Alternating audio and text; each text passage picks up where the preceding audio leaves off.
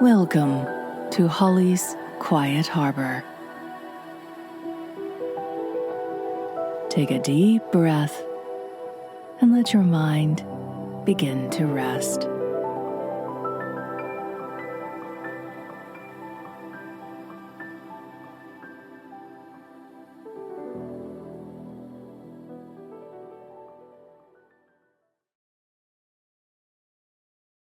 There's a wooden bench in a small park at the edge of an old village.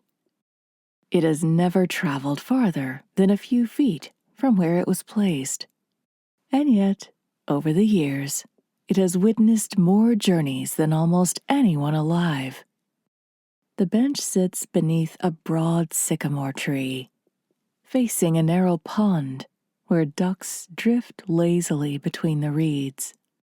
Behind it, a path curves toward the village church, the bakery, and a row of stone cottages with climbing roses around the doors. In spring, daffodils rise near its feet. In summer, the sycamore offers shade. In autumn, bronze leaves gather beneath it. And in winter, frost settles quietly along its wooden slats. The bench has always been there, at least that's how it seems. But once, long ago, it was new. Its wood was pale and smooth then, and the black iron arms had not yet been softened by rain or touched by rust. The village carpenter brought it to the park one bright April morning. He set it carefully beneath the tree, tested each leg against the ground, and tightened the last bolt with great satisfaction. Then he sat down. He was the first. He removed his cap, placed it beside him, and looked across the pond. For several minutes, he did nothing at all. The bench would soon learn that this was rare. Most people arrived carrying something: a basket, a newspaper, a letter, a sleeping child, a sandwich wrapped in paper, or a thought that had become too heavy to carry while walking. The carpenter carried only tiredness. He leaned back, closed his eyes, and listened to the wind passing through the young leaves above him. Then he smiled. "That will do," he said, and he went home. The bench stayed. A few days later, a little girl arrived with her father. She wore red boots, though the sky was clear and the path was dry. She jumped onto the bench, swung her legs, and pointed toward the pond. "Why do ducks never get lost?" she asked. Her father considered this seriously. "Perhaps they do. Perhaps they're simply very good at looking as though they know where they're going." The girl laughed so hard that one of her boots slipped off. Her father retrieved it, and together they fed crumbs to the ducks. Years later, the same girl would return as a young woman, wearing a blue dress and carrying a book she did not read. She sat alone for nearly an hour, watching the path. At last, a young man appeared. He was breathless from running. "I thought you weren't coming," she said. "I nearly didn't," he admitted. There was a long silence. Then he sat beside her. The bench felt the nervous tapping of his shoe against the ground. He reached into his coat pocket, then seemed to change his mind. He reached in again. The girl looked at him. "What is it?" He pulled out a small velvet box. The bench did not see what was inside, but it heard her gasp. It heard him stumble over the words he had practiced. It heard her begin to cry before saying yes. And afterward, when they had gone, the bench remained beneath the sycamore, keeping their secret until they were ready to share it. The years moved gently around the park. Children grew taller. Trees grew broader. New houses appeared at the far end of the village. The bakery changed hands. The church bell was repaired twice, and the bench began to show signs of age. Its wood darkened. The iron arms became smooth where thousands of hands had rested. Initials were carved into one corner, though the bench never learned whose they were. Some visitors came every day. There was an elderly man named Arthur who arrived each morning at 9:30. He wore a brown coat in every season and carried a folded newspaper beneath his arm. Arthur rarely opened it. Instead, he sat and greeted everyone who passed. "Morning. Fine weather. Looks like rain. Your roses are coming along." He seemed to know the whole village. One morning, he arrived with a woman. She wore a green scarf and walked slowly, holding his arm. They sat close together. "This is where I spend my mornings," Arthur told her. "So I see," she said. He pointed toward the pond. "That duck has been trying to climb onto that stone for 3 weeks." The woman watched the duck make another unsuccessful attempt. "He lacks technique," she said. Arthur laughed. The woman began joining him after that. Her name was Elsie. Sometimes they spoke. Sometimes they shared a flask of tea. Sometimes they simply sat together and watched the stubborn duck. One autumn morning, Elsie came alone.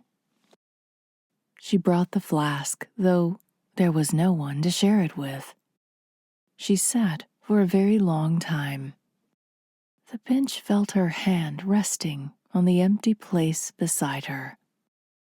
"He always liked it here," she whispered.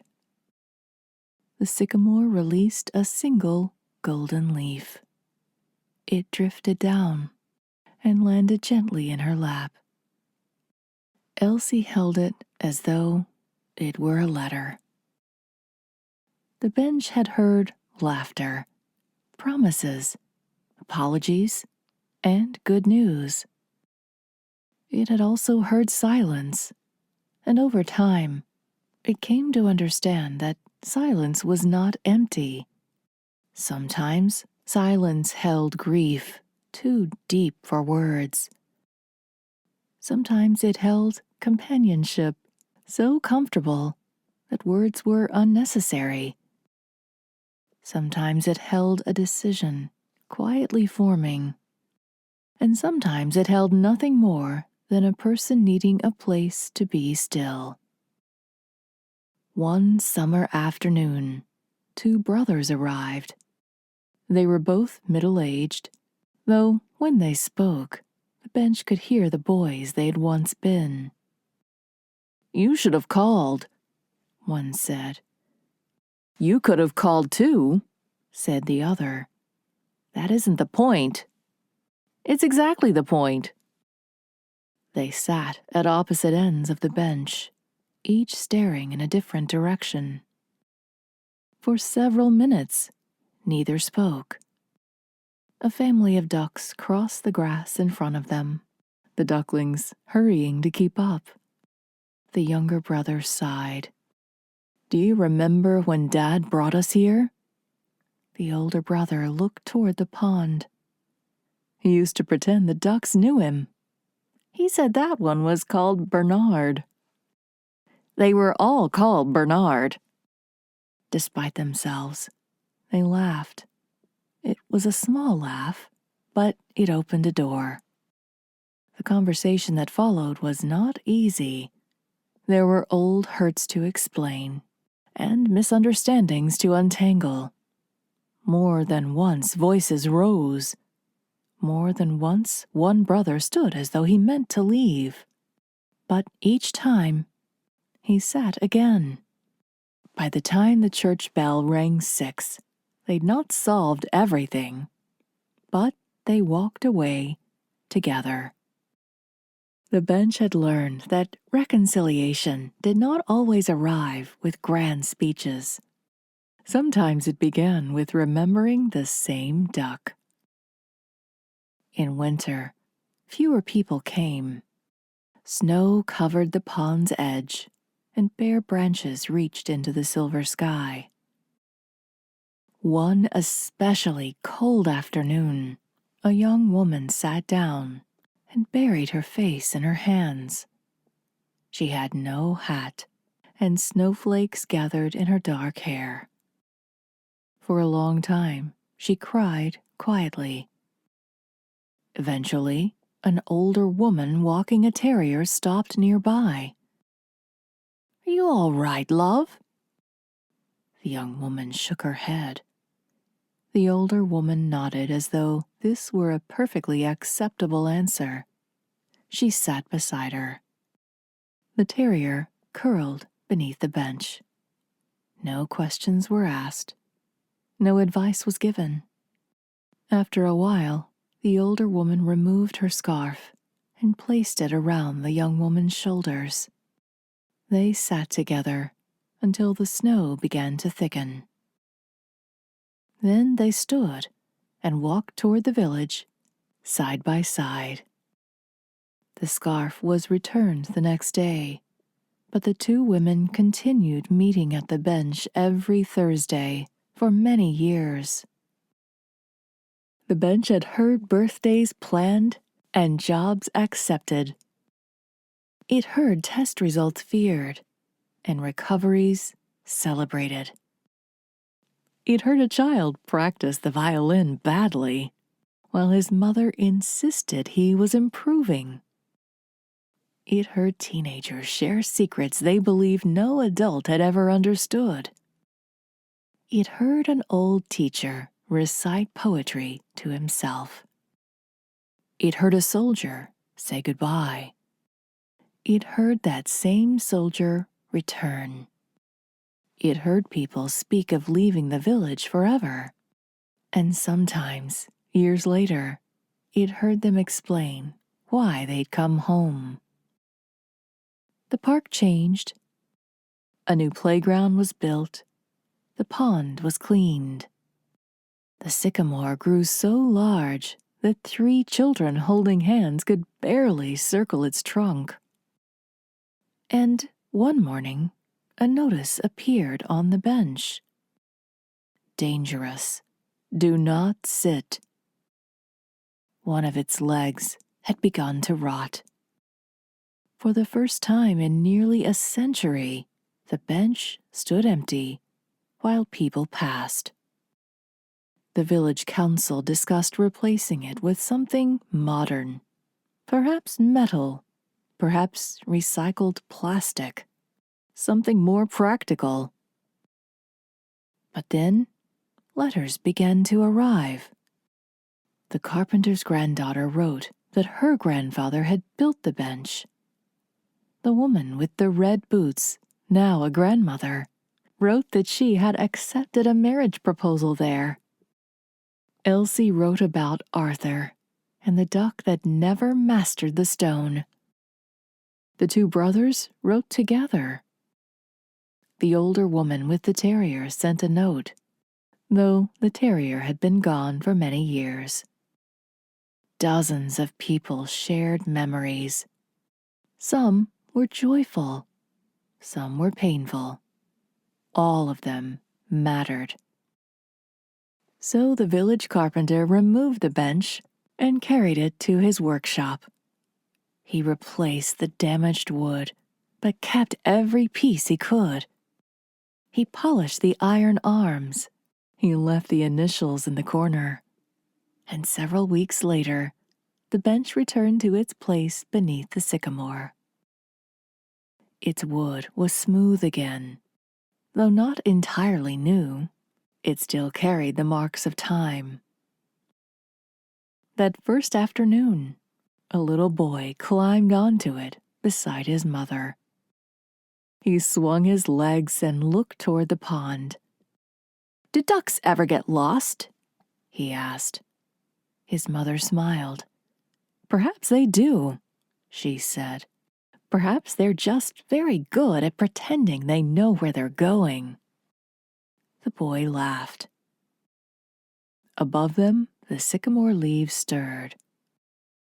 The pond shimmered in the late afternoon light, and the bench remained exactly where it had always been, listening, holding, making room. Perhaps that had been its purpose all along. Not to offer answers, not to solve problems, not even to speak. Only to provide a quiet place where people could sit long enough to hear their own hearts. Because sometimes the greatest kindness is not advice. Sometimes it is not encouragement or explanation.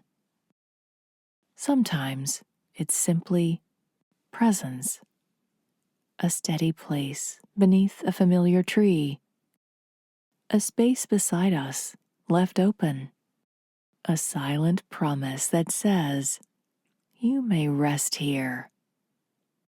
You may take your time." And so, as evening settles over the village, the park grows quiet. The last ducks disappear among the reeds. Lights begin glowing in the cottage windows. The church clock sounds softly in the distance. A breeze moves through the old sycamore, and beneath its branches, the bench waits for tomorrow's laughter, tomorrow's worries, tomorrow's stories. It has nowhere else to be, and all the time in the world to listen.